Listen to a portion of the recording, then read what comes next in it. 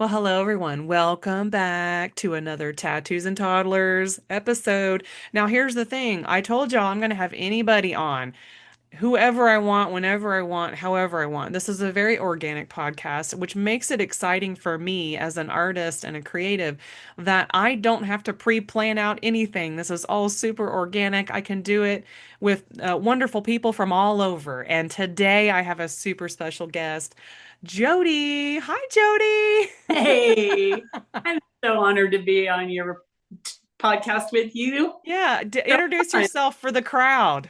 All right. Well, I'm Jody Hoffman, and business-wise, am an interior designer. I had my own business with a partner from since 1990. So Hi. back in the long time ago when dinosaurs were roaming the earth, evidently. And I've just had the best time with it. It's been really a fun journey. I did it with a partner until about 2000, maybe 2008, 10, somewhere in there, when my partner's husband had a heart attack. And he was only like in his late 40s, early 50s, and just crazy, scared her so bad, right? Wow. Yeah. Because our decorating was just fun and we did it while the kids were in school and all of that. And then because of that incident, she decided she'd go back to school to be a nurse that she had always wanted to be, which was kind of a interesting left brain, right brain in her that she was Yes. a nurse and super creative at the same time. But anyway, so then I've been in business by myself, so to speak, over the last 10, 12 years, maybe whatever is that. Oh, goodness, it's getting to be almost 20 years ago, isn't it? I've been doing this Yeah, all because the I time. got married 20 years ago. Yeah. So were you even born in 2090? No, I bet not. I mean, 1990? No. Yes, yes, I was. Were Yes. you? You were you too? I was born in the 70s. So, Oh, all right. but it's so funny because I was just recently talking about the 90s because it feels like a whole other world back then. Yes, it Like does. 100% a different world. Like I was graduating high school, I was going to college, I was figuring out my life. And here recently I reconnected with a friend who we were both born in Tulsa, right? And we Uh, were having this discussion about, the university where my parents met, ORU, and he was talking about the different things that were in Tulsa at the time when he was younger versus now. And I was like, wow, doesn't that feel like a lifetime ago? it really does. I mean, and the world without so much computer Uh-huh. and cell phones and emails and text messages, like we had pagers. Yeah. You know what I mean? Like And it it was, was a big deal if you had a car phone back then, I think, like right, like oh, way back in the 80s and 90s. yeah. I don't remember exactly when that started, but I remember at first they were like the size of a small suitcase, like a makeup case. Yeah. They were big, and you didn't really kind of want one. Yeah, isn't Yeah. that wild? Mhm. And yeah, so we were talking about, just the time passing, like here we are. When we're recording this is the beginning of June, but I have so much going on that I feel like next week is the middle of June, which Yes. kind of sorta it is. It's like a week and 2 days away, right? Yes. And so we were talking about, being in business in general and how much times have shifted, but also like us as business owners, do you feel like you as a business owner, not just when you like say went on your own, right? But like as a business owner and designer of interiors, y'all, which is something I very much appreciate, by the way. Because I like walking into a space that I know has like opened up for rest, relaxation, peace, and all these other Yeah. things. Like, what has shifted for you in the last 10 years as a designer in general? Like, just, Hmm. Well, it's interesting. Uh, mm, yeah. Really great question. Because in the 90s, it was all about layers Ooh, and layers and layers of things. And so it wasn't just a piece, it was that piece with another piece with another piece with another piece, you know, and that was kind of the traditional look. And living in the South, it even had all the extra layers. And you would might have a mini print and a larger print and a geometric. And, I mean, like you would do a lot of layers, and even like several picture frames, something high, low, medium, on flat on the table, layers. And now it's all really about being clean lines, and Ooh. less is more. And I think I've just observed a shift in design, that the more likely you are to work with computers and have a lot of digital stuff going on all day long in front of you like this. And if y'all And are watching the video, you have to see what she's doing. She's because like it's in your, and in your mind is doing the Yes. same thing, right? Yes. So when you come home to your happy place and want to chill, you want nothing. And so the bare minimum, that minimalism is a big part of it, because your brain has to have like this just quiet down space place to rest in, to refresh and renew, so that you can go back to all that busy. But if you have all those layers of the 90s and early 2000s, and the old European look, even all of that scrolly and movement, it's just like too much for your brain to take in. And you just want these clean, flat lines, which is what modern brings, you know? And so I think that's the big shift that I've seen. And more even with the younger generation toward that, because I think they're most involved with all of the computer stuff. So, but back in the day when computers were not all the generated information, Yeah. and you had to read books to stimulate and create, then all the layering was actually adding to a story and building a story and building things. You see what the difference? Yeah. So Yes. yeah, it's kind of interesting that it's affected design. Yeah, that is so interesting because, I'm in this weird in between generation, I feel like, where I appreciate that rotary phone, but I also am very annoyed with my smartphone. It's like I want to be connected, but do I really? It's Yeah. like, and then in our spaces at home, for those of us who, made it through the pandemic here, right? We had that period of time where many people were, especially in certain vocations, they were okay to work digitally from home and then remote log into certain things. I imagine that their space has changed a lot that way too, right? Like some people's, Yes. maybe their home offices expanded or contracted based Yes. on that life change. Yes. And, you know, some people are actually working in their bedroom, Mm-hmm.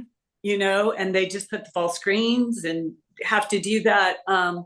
And I have friends that now can work from anywhere in the world because they're on their computer, and they're high paid professionals, but they have really nice screens in the background of high end offices or big windows or whatever the right look is for their job.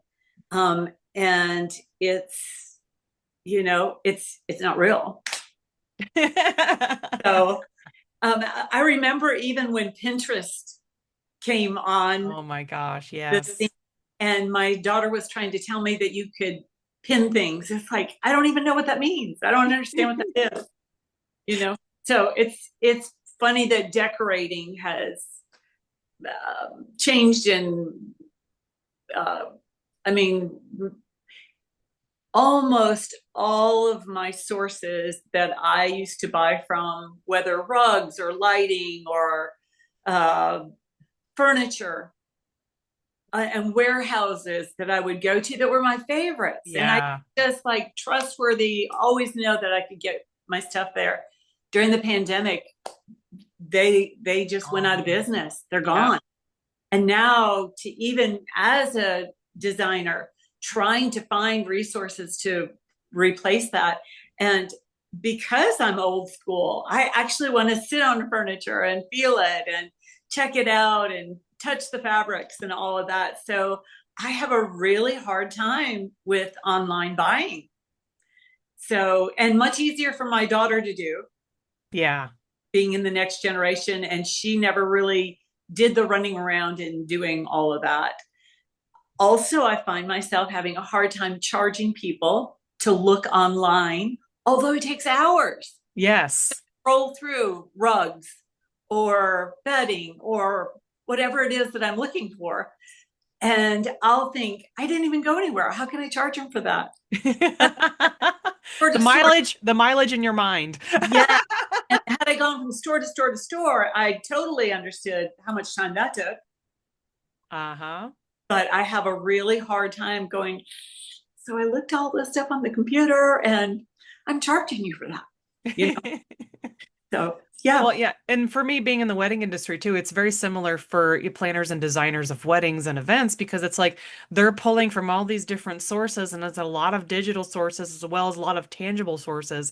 And they're all trying to make this wonderful thing happen, right? And we're Yeah. all like caught up in this mishmash of things that we can get things done. And it's Yeah. been such a fascinating time observing all this. Yeah. Just this spring, I had the amazing privilege. I've been wanting to do one of these, but I got to renovate a funeral home. And Ooh. I loved it because I feel like funeral homes have been so stuffy and horrible. Uh, feel like you're in your grandmother's, great Yes. grandmother's Yes. antique parlor kind of thing. And you didn't want to sit down and you're already in a really uncomfortable place in your life. Then to physically go in and be in an uncomfortable physical place on top of your emotional discomfort. So anyway, I was working on that, and we took all the pews out of the chapel, and they were the old cherry mahogany with red carpet. You Did they have know, a butt pad or no? yeah, they did. It was red, yeah. And Wow. so we took all, or mauve red. Anyway, we took all that out and sanded down all those pews to be just raw wood. Mm. Oh, it was so beautiful. Such a great look. But we had this big bolt of fabric sent, and it was the wrong shade. Oh And no. we already had put in brand new carpet that went to the fabric that we had. But when it was sent, it wasn't a color match at all. So I think some of that is the really difficult part. Fortunately, it was just a couple of week delay and they had to resend another pole. Like it was 50 yards. It's not a small amount, you know? Oh my gosh. Yeah. And ended up to be 70 yards because we had to get more. But anyway, Yeah. um, I think that's another part of it is color matching things that are coming from two different resources. They are online, they look like they may match, and like the golds right now are really the champagne gold and the brush gold and the brass gold and the antique brass, like all of those golds are so hard to figure out if one's going to be pinky or yellowy or orangey, you know, brownie, whatever the tint are. But you know, you're trying to put all that in a room, and sometimes you just have to send it back and reorder. Oh my gosh, yes. But It does remind me of the times where I used to drive through the city I'm in and see these, just nothing but fabric stores themselves. Like we're talking about furniture fabrication yeah, kind of stuff. And I remember going in there sometimes just like being able to see the texture and the color all in one space. And you're like, yes, wow, here's yeah. what's possible. And they would just be, you know, aisles and aisles and aisles and aisles of it. So I really miss that. It's harder and harder to find. Those fabric stores have downsized. There's less choices. So, and yet there's a million choices online. If Yes, you so remember, many choices, and then so many things that don't look like what you ordered. That's totally, yeah, I totally resonate with that. yeah. But yeah, Yeah. let's take it back for a second. Like before you even got into this, what was, younger Jody into before you started in the design business? Were you still doing something creative and what kind of led you into what you're doing now? Well, oddly, I grew up with, we lived on a lake in Wisconsin and in a rental kind of house. But my mom could make a house feel really good. Mm. And I think some of my earliest, happiest memories are sitting on the back porch looking out at the lake and feeling I could smell the washer and dryer, that like just fresh, clean laundry smell. And I think she must have cleaned that day just because the house to me seemed to talk to me. And it Mm. was feeling pretty and it was feeling like, oh, don't I just look the best today? And as a probably 4 or 5 year old, could observe this and feel all of that and thought the floors were shiny and everybody was happy. And I think there, probably early summer like this, where lilacs were cut and brought in, fresh flowers were, it was just, I could feel how it made me, oh, just like deep down in me, everything felt good and Yeah. loved. And that house didn't continue through my childhood, but it's where I first noticed that houses made you have a feeling.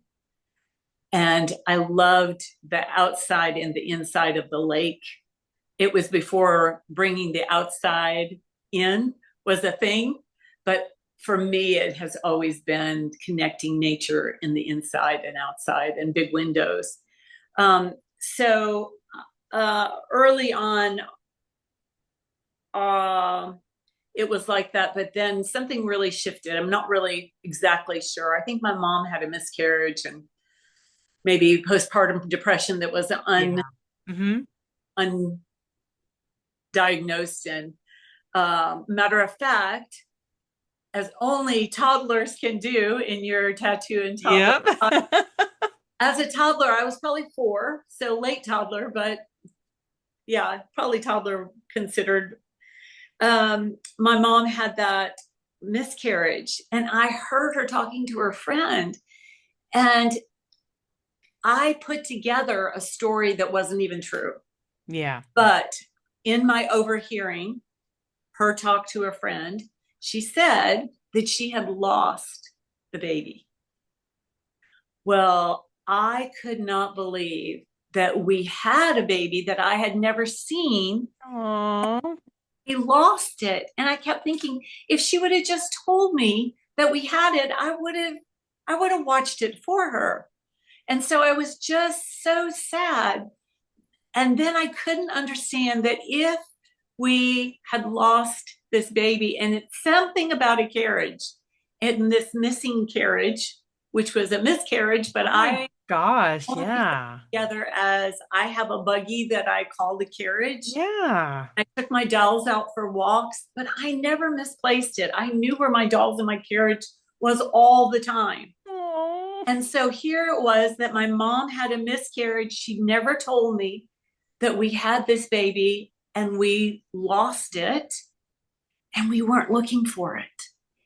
And I began to just be afraid of my mother, that she must not be a good mom in that she loses babies and doesn't look for them. Oh my gosh. I was the youngest, and my brother and sister would tell me, "Oh, you're such a baby." And boy, after that, Jen, I would just like suck it up and like, I am so not going to be a baby over this. And Aw. because I was afraid if I was the baby, I might get lost. And the part was really killing me was that we didn't go looking for it. We didn't call the police. We didn't tell anybody. Yeah. So So powerful, actually. Like, just that I'm painting that picture in my mind about you hearing it and then painting your own picture of it. yeah, Your interpretation of what was going on. That was Yes. why that's wild. That's And then what you come to misbelieve mm-hmm. about your mom that Mm-hmm. loves me dearly. But then the postpartum part of all of her losing that, evidently, is then she goes to bed. And probably, and that was when I was 4. I think when I was 17 or 18, she got out of bed. Even though she went to work, as soon as she got home, she went to bed and she stayed in bed, gained probably a couple 100 pounds. You know what I mean? Like Yeah. she, and then I had to take care of her, Yeah. and I took care of her my whole life. But I really think it must have had to do with that pregnancy loss. And then there's another part of the story that I think actually my mom and dad have a big fight that I run and hide. I go to my mom and she tells me to run and hide. I hide in the closet. Yeah. And I think my dad was hitting my mom. I could hear it in the closet from her words, like she was yelling, and then you would hear her like that. Yeah. Um, and I think that's what made her lose the baby. And I think that's where my parents' relationship fractured. So, like, my whole world fell apart all in that those years.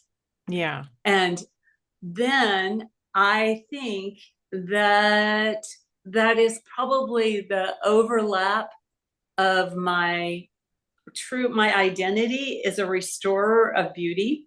And Yeah. I do it through interior design of making homes beautiful again. But then I think that everybody must have some childhood stories of pain that were ugly and hurtful. And I love that I can go meet with them, talk with them, listen to their story. And I feel like God has given me part of my gifting, part of my identity of who I am is to be able to help them see a new way or think a new way and restore those old, terrible, painful thoughts into things that it doesn't change them as far as make them go away as if they never happened. It makes you be able to see the beauty even in those horrible times. And so the beauty is restored, and you see how that actually made you into the person that you've become. And you can be really thankful and grateful for hard things. Not like you wanted them, but they did make you into something, shape you, you know? And I can totally see the threads of your what you were thinking and feeling as a little one, and then how it kind of morphed a little bit, and then also how it kind of translates into your future. It's so interesting how all of us have something Mm-hmm. that we can look at it or re-look at it again because we can make up some really good stories. Do you know Brene Brown? Yeah. Yeah. And she says, in the absence of truth, we make up a story. And as little kids, as toddlers just make up the missing parts. So it's really important, I think, to talk to toddlers and tell them and fill them in as much as is appropriate to tell them, but to leave them with no story and just as if, well, they can't Or understand. no context or Yeah. yeah. Oh my Yeah. gosh, I did. I made a false narrative until I was like 16 or 17. Um, it came up again, and I told my mom about having lost that baby. And, hey, could you tell me why we never, we looked for it? And then, I mean, like I was growing up figuring out, she really told me even how babies come. Yeah. So for filling that into that story and figuring out is like, oh my word, I have so messed up this story. Oh boy. But I think we all have places where we've made up, filled in a story. And because of it, we've had wrong belief about ourselves. Yeah. Um, my wrong belief about myself was when my friend, for instance, and my mom was working in medicine and medical field. Um, I thought, oh no, I could never be in medicine. I'm a terrible nurse. I'm a terrible nurse. And I was like, I thought about it like, when was the very first time I thought I was a bad nurse? You know, like asking yourself these questions that when's the very first time I felt something or noticed it, it kind of brings you to, oh, that's why I have this wrong belief. I believed it as a little kid, and here's how I viewed it. But I thought I was a terrible nurse because I couldn't make my mom well. Mm. But I was four. And I Yeah. would tell myself, like, I comforted myself later on that, yeah, nobody hires a 4-year old for a nurse. So there is that. But then I thought about it deeper later and was asking myself questions about it. And as I did, I realized that what I did do was when she was in bed, and here you are, a 4-year old that normally is active and running around and doing all stuff 4-year olds do. Yeah. I remember I would crawl up in bed with her and I would scratch her back and play games. I would draw letters on her back and make her guess what letter I drew. Aw. And as I thought through that, I thought, actually, I was a really good nurse. What nurse wouldn't want to crawl up in bed with their patient and just hold them and hug them when they're hurting so deeply? Like that would be the best medicine, but we can't do that. But a 4-year old could. And so then I noticed all the way, that was uh, maybe 60 years later, because it was my husband was dying and I was an amazing nurse for him. And it was like, I probably would have been a really good nurse. I just didn't realize that that's what nursing would look like, or how you could care for somebody, or just caring is healing, you know? Yeah, which is why I love the fact that many of us don't know what's in us sometimes until something happens. And we're like, oh, so this thing is in me all along, and I just do it. And sometimes you're not doing it the way it's supposed to look, as I'm using my fake air quotes, but you do it in a way that shows love that comes out of you to the people that you're with, whatever that looks like in that moment. And I feel like I see this a lot where, I say this a lot too, like, oh my gosh, I don't have what so and so has, and I don't think I could ever do what so and so does. But at the same time, like, I've seen myself do things I thought I would never do anyway. So, like, what do I know what could happen or what situations might come up in my future that I might be able um, to handle, through all this? You never Yeah. know. Yeah. And, as we're starting to round out our conversation, um, I kind of want to leave some stuff with people today about, first of all, like how the things in our past can navigate our future. Mm-hmm. And especially in, the fact that your identity is the restorer of beauty, and how I saw this conversation is interior design is literally interior design. Our hearts and our insides is interior design, and you are doing it as a vocation for Yeah. homes, which for me is also a representation of our heart as well.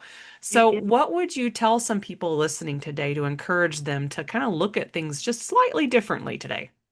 Well, in the design part of it, I would, you're more affected by your surroundings than you know. Hmm. And so if you can make your surroundings something that is joyful to you, whether it be flowers that are fresh or rocks that are pretty, like whatever it is that actually makes you just go, oh, that feels good. Like I to look at, like when I have some Canadian geese and pheasant in my house. And actually, if you can see up there, I have an antelope. Yeah. And These were all given to me, so it wasn't anything that I killed, but um, I just love nature. And when I think about them, I think about how they're taken care of and that God is just taking care of them without me feeding them and without me growing these things. Trees grow without me. And so I love trees and I love animals. I love all of that. So to bring it into my home or have big windows where I can look out and see it, just during the pandemic, that's what kept me sane, was to look at nature and be in nature. Because the things that man make break and fall apart and ruin, You got to and order them some more. yeah, stuff just happens. It leaks. I don't know, oxidizes, whatever happens. But when you can just look at nature and look at things that God made. But if for you, whatever that is, like, fill your home with it. And then I think really neat and clean does more for you than you know. Orderliness is things like just making your bed make you feel better in a day. But I like to ask myself questions of, like, even asking God, what do you want me to know? What would make me enjoy this more? Or how am I thinking about this? When's the very first time that I noticed that I liked beauty? Or when is the very first time that I felt creative or saw that creativity in me? What brought delight to me in creativity? And Hmm. asking myself some of those questions, I find it bringing up more. And I also recognize that I have lies that I told myself or someone told me, and that I love finding those and getting rid of them. To me, that's like cleaning out and throwing away garbage, because I think garbage is the thing that kind of begins to eat away and destroy beauty. Absolutely. And I'll add to that with the one time I sat down and looked at my hall closet, and you realize things that are in the closet that have been there for years, and until you actually open the closet and take all the things out that are cluttering up the gifts inside that closet, Yeah. you realize there's amazing things inside of you that have been just hidden away. And my thing is take a minute to go through your closet. Yes, sure. Get rid of that stuff that you've been Go holding. through it. I tell you, like, you don't need to buy something new. You probably already had something all along. And that's what I'll leave with y'all today, is that it's just something about addressing where you are, who you are now, and then just, look at that closet, look at your interiors, look at your exteriors, look at the nature around you.